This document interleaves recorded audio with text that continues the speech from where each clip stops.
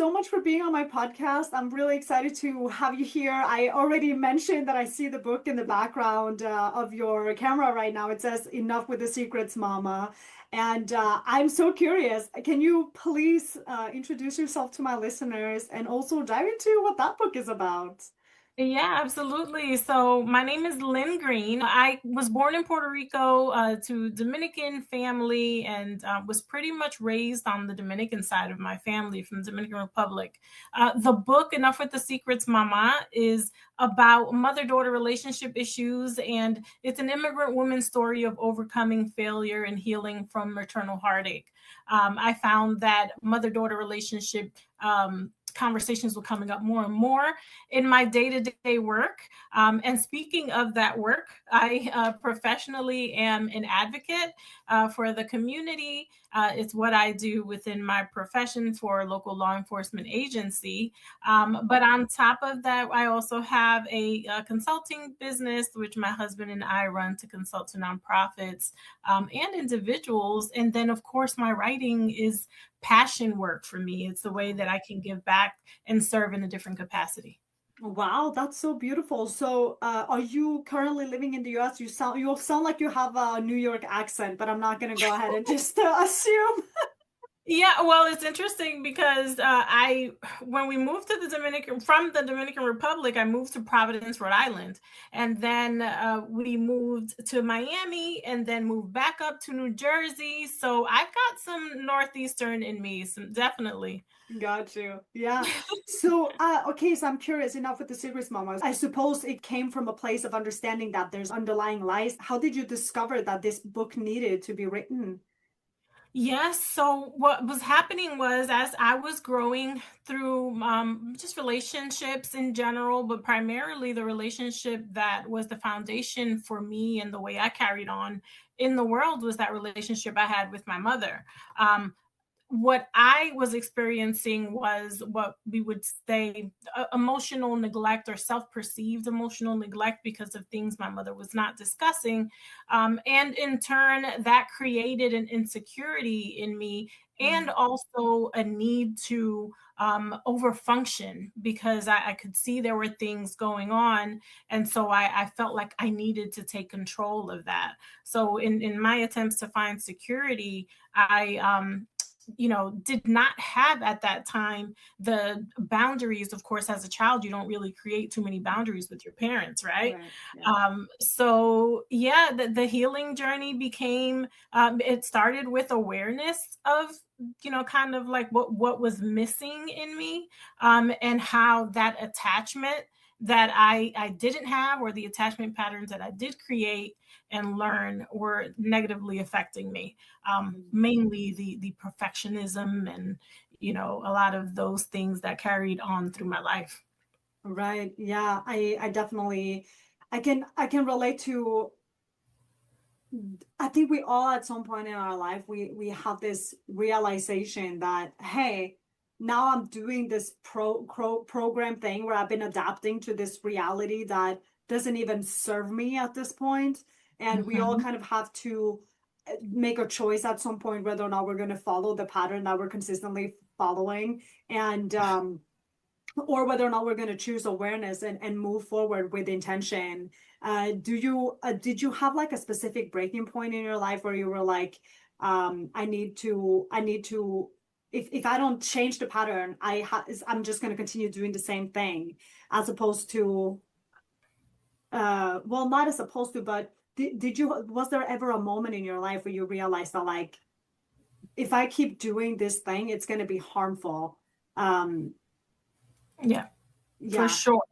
Yes, I got to a point where I was feeling more and more emotional, especially through conversations with my mother, after conversations with my mother. It was consuming my mind and my life. I felt like every move I made was not enough. And Right. that feeling of not being enough, not just, carried me into different parts of my life, as you can imagine, from professionally to relationships. And so I noticed that I was doing more and explaining more and just Mm, carrying this emotional weight that wasn't mine to hold. And I was equating effort, in a way, with safety and mm, approval with connection. And as you can imagine, living that way can yeah. be a lot. You can certainly burn yourself out emotionally. And that's when I noticed something had to change.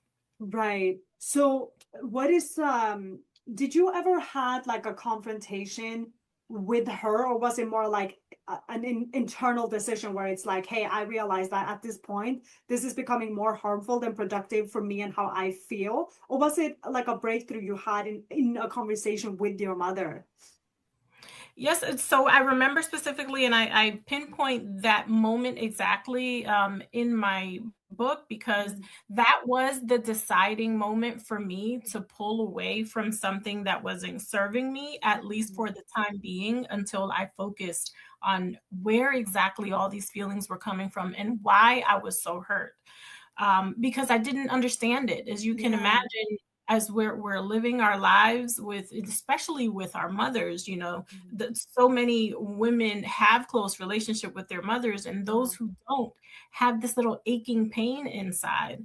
And you just think, oh, she's my mom. I've just got to deal with her, right? She Yeah. gave me life. Yeah. She carried me for 9 months, all this sense of responsibility that we owe. And we start to wonder if we're the problem. Yeah. So specifically, I recall a conversation with her where I had that intense feeling of nothing I do will ever be enough. Oh. And so that sense of unworthiness is what really triggered the need to really look into that, and that emotion. So even though growing up for me, love was present, Mm-hmm. in our home, it wasn't emotionally accessible. Like I Oh. couldn't grasp it. I had to earn it. Uh, Oh. it's kind of like how I felt, and that carried me on through life. Yeah, I was gonna ask. I wonder because I know that kind of traditionally, as I'm understanding more and more about attachment theory, is kind of like you created this hypervigilance that is also teaching you that if I don't work for this, I won't receive it. Meaning that that also manifests itself in relationships. And when we start dating, for instance, I know that very often we do so much for our partners because we think that the love that we want has to be earned. Do you have your own version of how that manifested itself in your love life as well? Absolutely, Mm, absolutely. I had what I would have considered failed relationships because I had this. The attachment was, the neediness, or like mm, the need to constantly prove myself, and yeah, I'm overexerting myself and not getting the same back, pretty much like it was growing up for me. And yeah, so I constantly did feel like I had to earn that love, even especially in romantic relationships too. yeah, yeah. Oh my gosh. That has I can relate to that. I mean, my personal side of this isn't like a mother-daughter wound, it's more like a father-daughter wound. Yeah. And it manifests itself in the same way because I think like very, very traditionally you kind of have like this mother role who's the nurturing figure, and then you kind of have this father role who's more like the provider. Whereas in my family, it was incredibly confusing because my mom kind of wore absolutely every hat. Like my dad Mhm. was working and stuff as well, but my mom was more like, if you want to put it like that, more like the breadwinner, but she was also the nurturer, the one who was always doing the cooking and the cleaning and providing in all the emotional spaces you could possibly imagine. Whereas I never felt as though I connected emotionally with my father, and it was so frustrating. It was like he didn't show up in those ways, and it really really created this internal belief in me that whatever I did wasn't enough. And it was kind of like the search for enough, like it's never enough. And so I've never been on the side of it where it's the mother, but I can very much relate to that feeling of like, why isn't it enough? Why aren't you fighting for me? Why aren't I your little princess? You know what I mean? Yes, yes, and absolutely. It's the same thing. It's the same awareness that you have in that relational issue. And even though I speak mainly on my experience as between mother and daughter, because that's the root of understanding where that issue came from, just as in you saying that that's the case with you and your father. Yeah. um, that carried on into everything in my life. Yeah. um, not just relationships, but even roles, any role that I played in life as it related to my identity and who Yeah. I thought I was. It was definitely affected by that. Yeah. So did this book, writing this book, kind of serve as a healing journey for you? It definitely did, yes. Yeah. What was And what was like yeah, the big revelations that you found in the process of writing the book?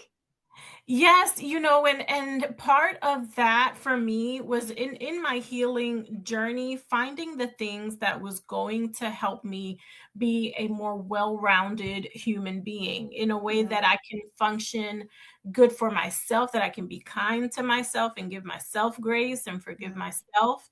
And then ultimately I learned to forgive, to forgive others, forgive my mother, and then others who may have hurt me or harmed me as well, Yeah. through my life. But faith was the core thing that gave me the permission to tell the truth, and to speak my truth and tell my story, because I realized that that ultimately would help somebody else Yeah. learn to walk through it.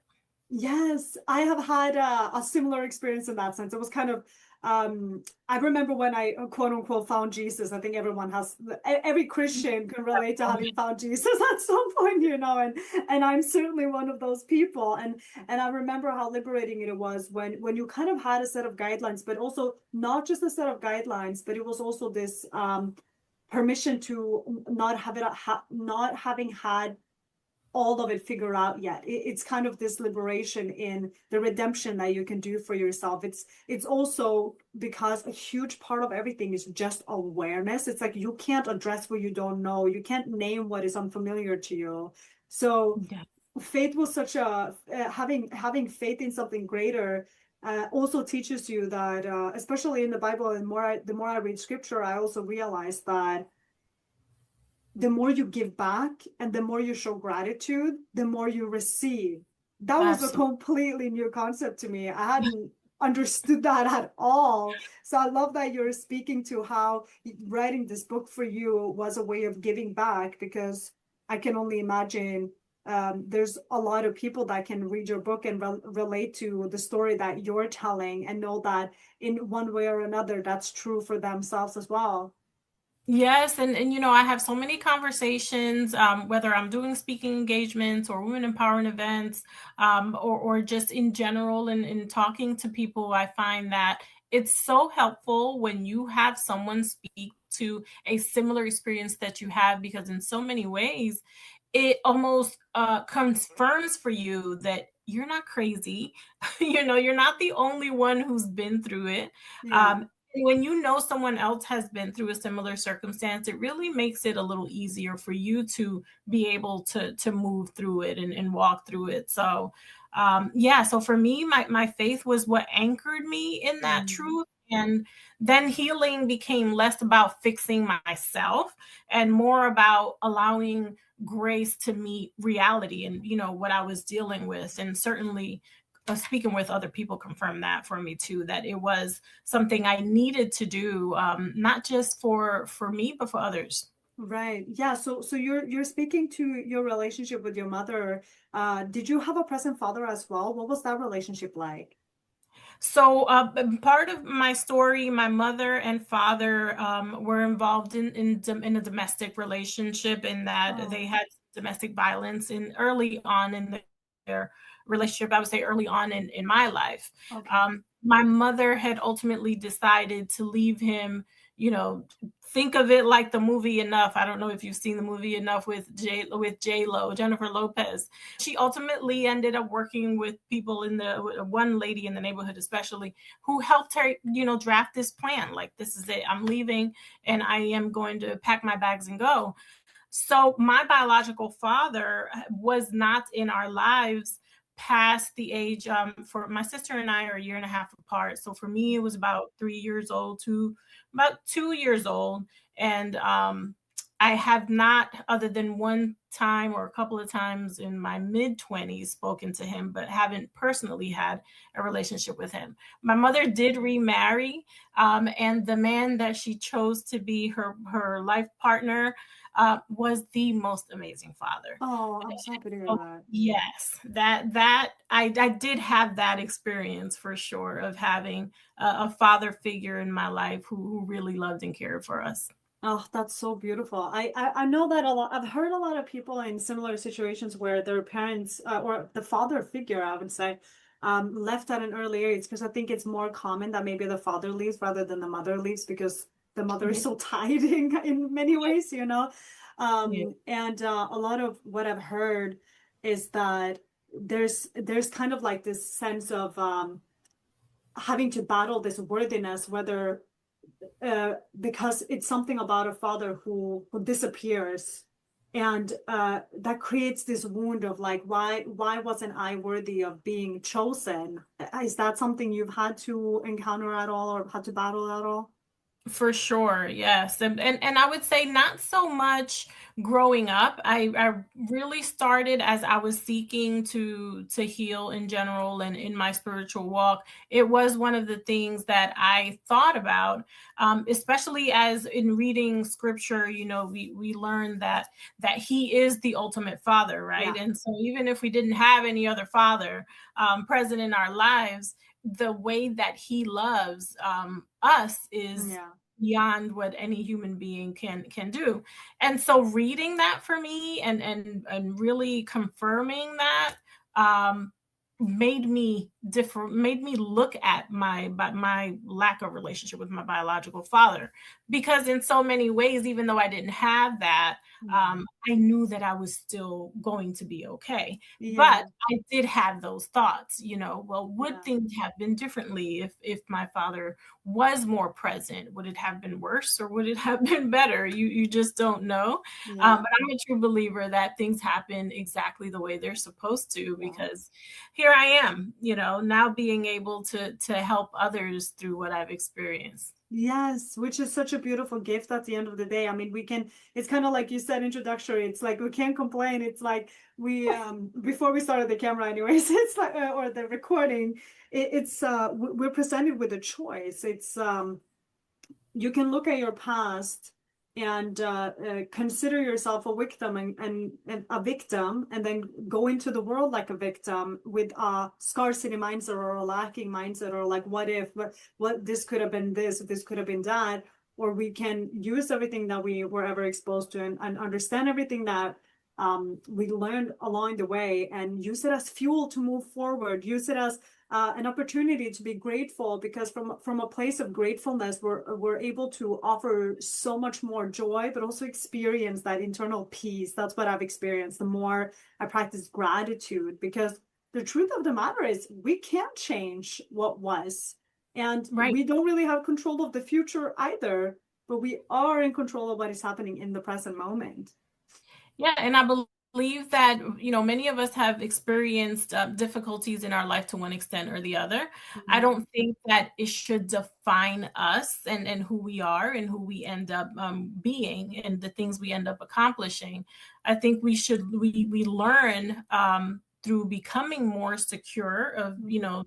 our circumstances, as hard as that may be, Yeah, that we should learn to respond more instead of reacting to situations. And there's a lot of ways that we do that do not serve us, like the, yeah, the negative self-talk and just the isolation, though isolation I believe is necessary yeah. in healing and a part of the healing process.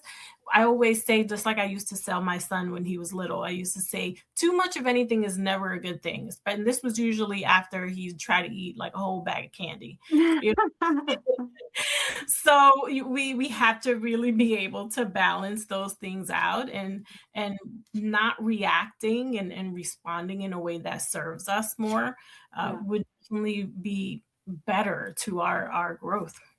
Absolutely. Yeah, absolutely. That's the choice, right? Like how we react is up to us. It's like we can't control what happens, but how we react is up to us.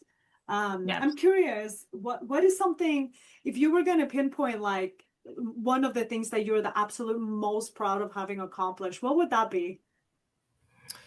Being a mother. Yeah, Uh, that's a yes. lovely answer. Yeah. So it all comes right back around. Isn't that funny how that works? Yes. Well, because I remember the moment I found out that I was going to be a mother. It was not it, it was I was scared. That Yeah. was my initial reaction was like, "Oh my goodness." It was my junior year in college. I'm thinking all kinds of things like, am I going to be able to finish my education? But instead, what it did was really create this extra drive in me because now I had a little human being that I was responsible for. Yeah. And just like I do with everything in my life, I was going to try to be the very best at it.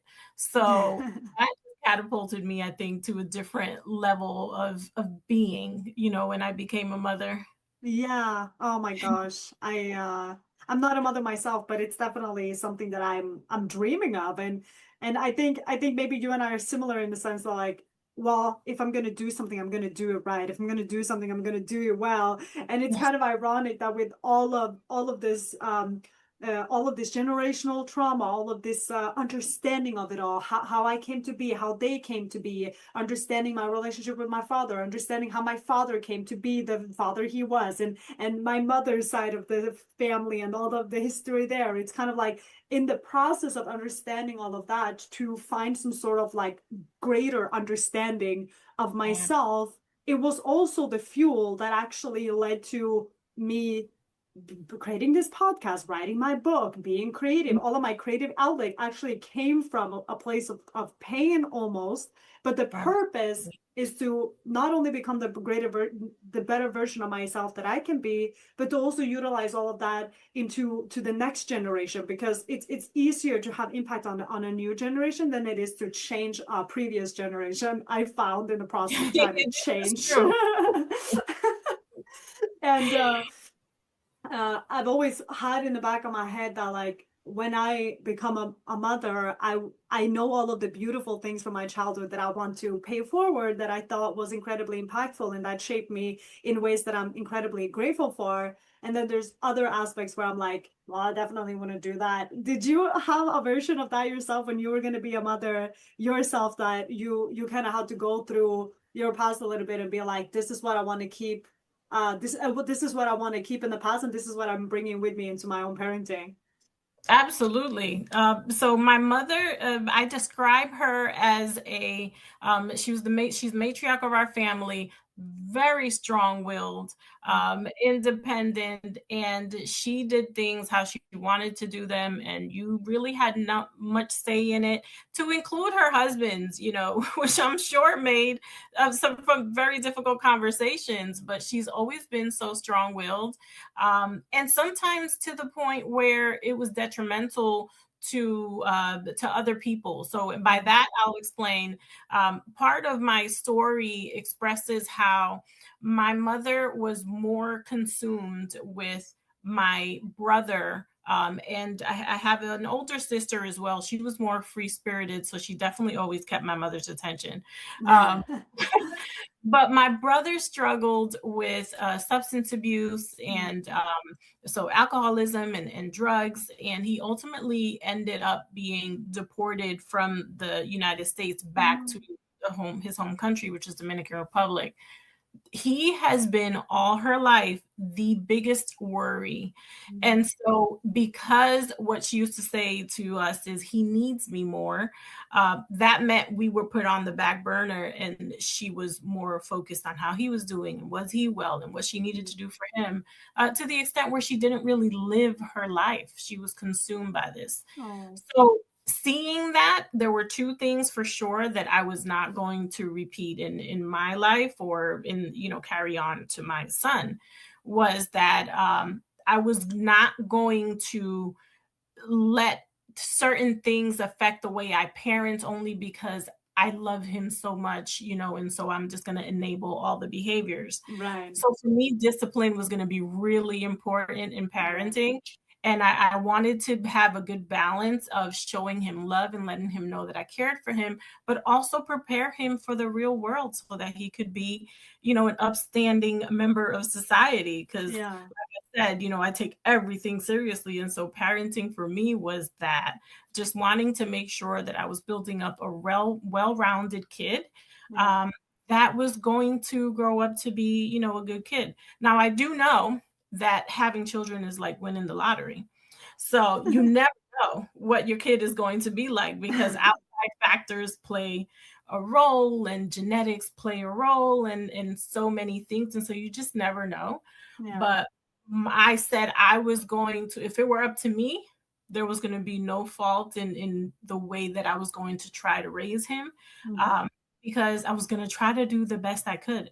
And being a first time mom, I didn't know what that was like. I mean, I could go based on what I saw, but I didn't like what I saw. So now I Yeah. had to figure it out. Right. Yeah. And not to say that I was perfect, because I wasn't.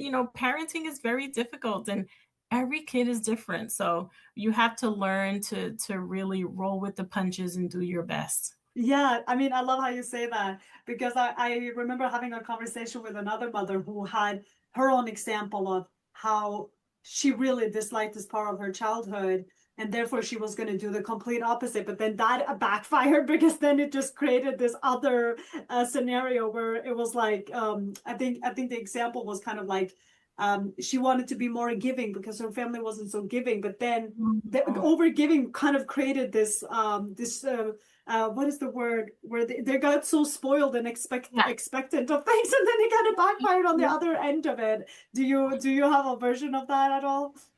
Um, no, but I will say where I did struggle was in while he was going through school, because Yeah. I was such a studious kid and I was always focused on making good grades. Remember, my goal was to earn my parents' love. And I thought that by doing good in school and getting straight A's and being the best kid ever, that Mm. I would get that. And so that's who I became, a person who did or tried to excel at everything. When my son started school, and actually, this was more towards middle school to high school. I started to observe that I was imposing on him the ways that I was, instead of not so much what I didn't get from, because I Right. was so focused on making sure that I created a life that was more balanced, and my Mhm. parenting was more balanced. But I completely lost sight of the fact that I can't make him be who I was as a student and as a kid. He had to grow up to be his own person, and he has his own personality and his own strengths and weaknesses. And I realized that I was creating anxiety in him to an extent, Mhm. to excel at things because that's how I was. Um, Right. and I had to learn to take a few steps back so that I would give him that space to grow into who he was supposed to be. Yeah, I mean, because one thing is that he also didn't have to earn love. He had a loving mother, so he didn't have to earn it. That's the one Yeah. part, and the other part is also that there's a difference between men and women. Because women, we're able to do so many meanwhiles. It's like while this is happening, we're doing this in the meantime. It's like we have all of this capacity to do a lot of things at the same time, whereas men are so single task focused that Yeah. to have the same set of expectations on a child that is a boy when and comparing it to how a woman would drive, it's just unrealistic because we're not going to approach the world and tasks at the same in the same way because men Mhm. are single task focused. Mhm, mhm, absolutely, yeah. So those are things I had to learn for sure, Yeah. as he was growing up, and just trying to be mindful of keeping the door open for communication, which is something that I didn't really have. I grew Yeah. up with the mindset of be seen and not heard, do as you're told, Mm. you don't have an opinion, whereas I wanted him to feel seen and welcomed and be able to have these conversations with him. So I did the Yeah. opposite of that in that case. Yeah. Is you said that you had a husband, right? Is that the father of your son? No, the father of my son, unfortunately, he's passed away Oh, I'm in so the sorry. last couple years, so it's okay. Mm. I do speak of him in the book, and his role in my son's life. Mm. But my husband and I met through our work in law enforcement. Mm. We've been together for 18 years, Oh married for wow. 11 now. Yes, yes. So it helps when we had that commonality in love for the community and Yeah. serving people. And yeah, so that's also been a journey in and of itself. Yeah, so you speak of the community. Is this like the community where you live, or is it like a specific type of community? Can you talk a little bit more about that? Yeah, so when I say community, I'm saying I'm speaking of people in general in the area in which we live. So Okay. I serve through my work. I serve a specific county where we live. Mm, Um, so I get to really have conversations with people, and sometimes in the not so not the best of circumstances, because usually when I'm showing up to make contact with people, it's in their worst times of their lives. I'm yeah. doing crisis intervention or crisis counseling on scene. Yeah. So it makes it for a really difficult initial interaction, but my goal is to always create an open door for people to reach out and know that we're here to help them in any way we can and lead them to the right resources in their crisis. So Wow. that when I say community, that's what I'm speaking of. But I've also been able to reach community through my passion work with writing, whether it's been through my book or my blogging internationally. That would Mm, be my community as well. yeah. Um, so yeah, it's just people in general. Yeah. Is there a specific group of people that you're especially passionate of showing up for? I have a very, very like how would I explain it?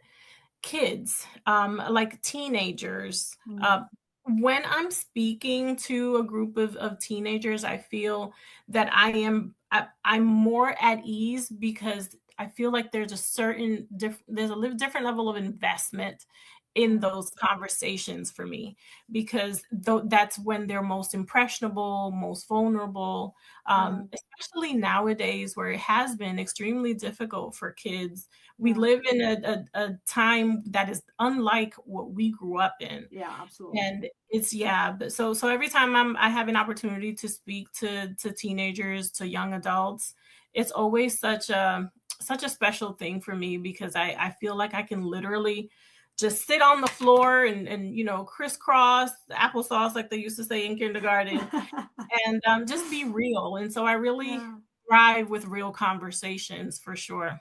Oh my gosh, that's so beautiful. Yeah, I love that you've kind of found your group and you know that this is the area in which I'm the most impactful. I think for me, I have tended to gravitate towards men, but I think it's because I've always been so curious about understanding men because I never understood how, for instance, I never understood how they show love, how they show up in relationship, how what their relationship with women are, what their relationship with honor are, and what is it that makes them feel the most fulfilled and purposeful. And because it became such a wound that I couldn't really it took me a really long time to kind of like understand that code, if you will, of how to get along with men and come from a place of understanding and love and wanting to because at the same time as I couldn't understand them, I wanted so much to be loved by a man. That was like the most important thing, the biggest thing. Like my biggest dream ever has always been to become a wife. So in order Yeah. for me to become a wife, I had to understand men and I had to understand how can I best show up for them and what kind of women do they attract, etc. So all Yeah. of that to say is that do you know what it is about teenagers in particularly? Like, is there any, does it reflect in you at all? Like, I mean, for me, it was probably this father-daughter wound that led me to really having to understand men because I Mhm. wanted to become a wife more than anything. Do you know what it is mirroring in you that you gravitate towards teenagers in that sense? Yes, absolutely, I do. So growing up, and this may sound weird, but as a kid, I used to watch Oprah. Um, That doesn't sound and weird to me. this is me like elementary school age. So some when I started learning and understanding the English language, I always was drawn to it, but mostly because of the human aspect of it. The people at that time when she had her talk show, it was always someone who was going through something. Yeah. uh, I could relate to that, in that I felt like I was going through a lot of things even during that time. Yeah. In my book, I speak about my experience with child molestation in Oh, my elementary school years. So knowing, having experienced that and growing into my adolescence, I always had a desire to work with what they would call like troubled youth or troubled yeah. kids. And I feel it's because I could relate to the difficulties of experiencing certain traumas, for living in dysfunction. And I ultimately ended up, as fate would have it, I'm a strong believer that God makes no mistakes. No I, mistakes. my very first job out of college was as a case manager for the Department of Juvenile Justice, working with troubled kids. Yeah. Uh, so I've always had that desire because to some extent I was that kid. And Yeah. maybe I did not go and commit crimes and get myself in trouble. But there were other ways that I was struggling and, trying to cope through that hurt. So I Yeah. relate to the pain. And it's just a different way that they've expressed it, that I think is that's what helps me, connect with them more. So for sure. Yeah, that's so beautiful. I don't know to what extent you're actually able to share any of this, but do you have kind of like do you have a favorite breakthrough story of someone you helped where you could kind of see the breakthrough moment from how they were in a very tricky situation until they kind of overcame something? Do you have some sort of a favorite success story, if you will? There's many that that I can think of. When I was working with the Department of Juvenile Justice, it was one of those situations where we couldn't really have contact with them after they've left our program. Mm, Um, but in day-to-day life, I will say, and this is not necessarily a happy ending story, but mm, certainly one where I can see this kid, which I happen to see often these days, is a kid that I actually had, that I supervised on probation, when I was a juvenile probation officer, because from the Department of Juvenile Justice, I ended up transitioning to another position. mm. Again, still working with kids who needed that help. And Yeah. so this kid in particular, after I had him, committed is what they call it when the judge orders them to go to this program to get rehabilitated.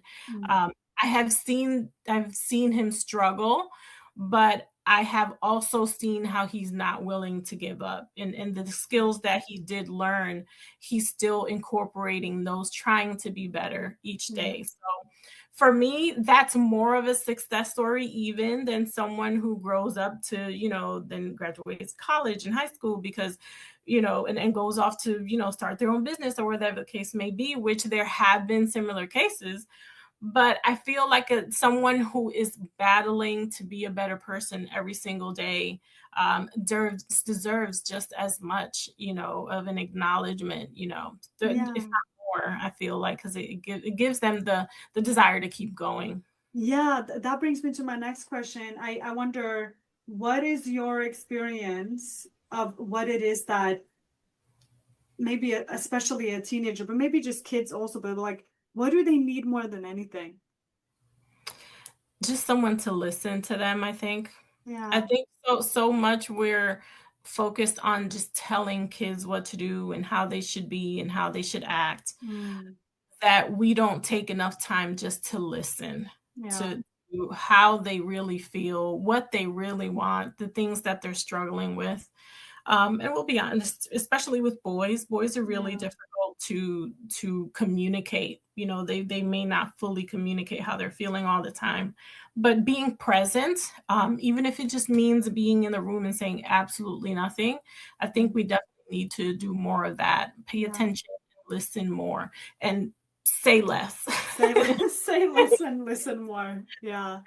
Yes, Yeah. yes. Oh, Or that's so interesting. Maybe especially with men. I keep talking about this topic because I just recently discovered this because I don't know if you're familiar with Alison Armstrong, but I recently discovered her and she's just like blowing my mind in so many ways. And one of the things I've understood in this venture of understanding men and boys is that they they because women, when we get criticized, we will change. Like let's say that your husband said that like the potatoes weren't salt enough or whatever, then the next time they will be salt enough. Like it's like when we get criticized, we will fix the thing and improve the thing. Whereas men don't change because of criticism, meaning Mhm. that maybe especially a teenager or someone in their adolescence when they are in developing years and they didn't necessarily have great role models telling them what to do is not going to get them to where you think they should be,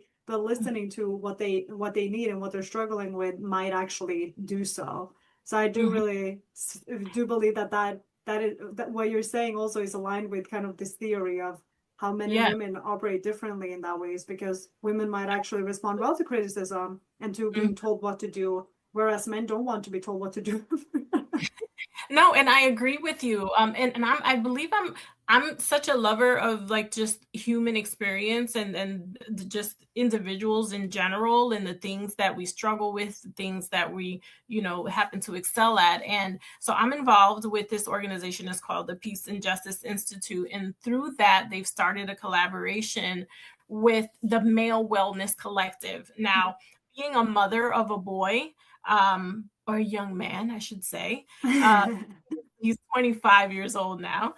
So I went through periods while he was growing up because he is of this generation, that is struggling. And I wanted to understand him better, and not just him, but like you say, understand men better because I'm married, and so I definitely want to make sure that my relationship is successful. And Yeah. so through this Male Wellness Collective collaboration, and I've attended a meeting that they did, which was, I felt like should happen probably more frequently than it does. It was really just a community coming together with men, young men, older men, and women were in the room, like myself, to better understand the things that they struggle with and why they struggle with those things and why this current generation is having such difficulty and the pressures that they're facing and just really getting an understanding. So if you have an opportunity, I don't know if they're still accepting research, but I guess this is a nice little plug for their research project. Is they are on their website, they're looking for people who can participate in this research, which is really just trying to get information from people. What's been your experience with men and young boys and things like that Uh-huh. as they're building this program to get a well-rounded view and how to serve, men and boys in general. Oh yeah, I mean if you have a link or something, I would love to check that out because Yes, I am genuinely very passionate about that topic of the subject of men. yes, yes. Well, we can't do this alone, right? To some extent, we're gonna have to speak to men in our lifetime, so Absolutely. it helps to understand them. Yeah, it does. And also just with like different histories too. Like I mean, I'm personally from Norway and I lived in the US for 7 years and during that time like I was interacting with so many different cultures and I mean just living in San Francisco is such a melting pot of different nationalities. And coming from Norway, you don't have that much diversity. Or at least I didn't have so much diversity growing up necessarily. There was some for sure, but not to the extent that I've experienced when living in San Francisco. So one thing is just like understanding that there's like a difference between men and women, but then there's also the other nuances that are what culture did they grow up in and Oh, how that impact them and shape them and that yeah. history it looks so much different as well. So living in San Francisco offered such an opportunity for me to understand that there's so much more outside of Norway. Yeah. Absolutely. And I totally get that because my husband and I'm of the Hispanic culture. I grew up in a different, environment and Mhm. relate to each other in a certain way. And then my husband is from Maryland, here in the United States. This is where he was raised, and his family's American, so they had a different culture in the way that they carried on. Yeah. So coming together, we had to understand those differences. Yeah. Yeah. Is he white or is he black from Maryland? He's black. Oh, he's black. Yeah. Okay. Yeah. Yeah. Yeah. Yes, yes. He comes from a military family, and so he very strong-willed. It's like strong-willed people follow me all my life. So Yeah. There's something about that, isn't it? That we kind of attract that frequency that we're on in that sense. And um yes.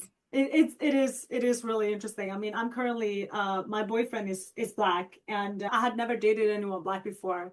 And what I'm coming to realize is that that isn't what matters here in a sense. It's how he's treating me and how we're communicating with one another. And it's just a beautiful experience. It's Yeah, and lovely. isn't it interesting how, those things, I always say we come together in relationships with what we're carrying from our upbringing and our childhood and our cultures and our ways of being, and they're bringing in their own little, baggages of the same thing. And Hmm. sometimes those things clash, and sometimes they work really well together. Yeah. But I find that when you do have someone in your life who is able to give you a new experience, it's always a great thing. Yeah. Absolutely. I mean, I'm having so much fun just understanding the differences in our background and how that shapes us, because obviously I'm coming from such a privileged place. Like, I'm not only white, I'm white from Norway. It's like a whole nother level of privilege.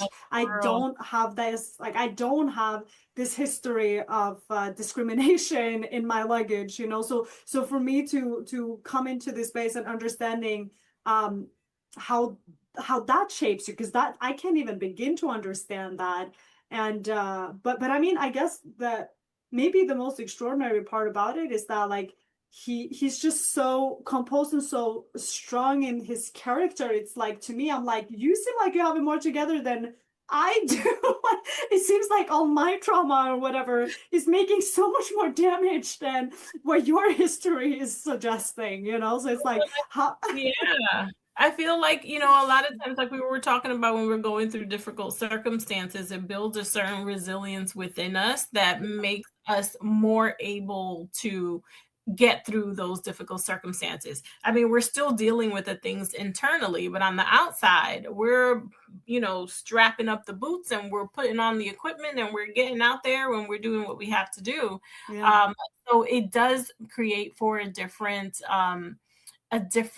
dynamic when you have someone who has really been through something really difficult, like maybe discrimination or the way they've had to carry on in life. Yeah. Um, because it makes you move in the world a little bit differently, and it gives you a perspective that others may not have. So Mhm. I know for us growing up, we actually went from living a privileged life, as far as my mother, we lived in the Dominican Republic or in Puerto Rico where we were. My mother had a business. We had a nanny. She had all her clothes custom made, and all our clothes were custom made, and we were living well. And Mhm. then you come to the United States, and it's like a complete uh, shift. We were coming here. We don't know the language. We're immigrants, Yeah. starting from nothing, and so it definitely gives you a different perspective for sure when Mhm. you can see both sides of the coin that way for sure. Yeah. No, I mean, it's really interesting. Lynn, is there anything we haven't talked about yet that you want to share with my listeners? Well, I think we've talked just about everything. I am literally an open book. But if I could leave them with something to take away from this conversation, is just the awareness is the first act of healing. Just being more aware of who you are, of the things that you've experienced, and even if those things have been not so good things, understanding that it was all a part of your journey, that Yeah. you're not broken and instead you're becoming, right? The very reason that you're listening to this podcast is because you want to become a better individual, and that it's security is practiced. You know, sometimes we think that we need to automatically have a sense of security, but we actually have to work at that by setting boundaries and doing all the things. And it doesn't happen overnight, but giving yourself grace and showing others grace creates space for growth through the process. So overall, wrapping it up, I think that would be what I definitely would want them to take away. And definitely get my book, Enough with the Secrets, Mama, which is available anywhere you buy books, all online retailers. So connect with me as well. And I'm sure maybe you'll have it in the show I notes will. as to how to go about doing that. But the place I'm most active at is my inspirational platform, which is called Issa Lifestyle, which is ISSA Live, LIVE style. And it's just the way that I can get to share things to inspire others day to day. Awesome. Thank you so much for being on my podcast, Lynn. It's been so great to get to know you. Yes, wonderful. Thank you for having me. Absolutely.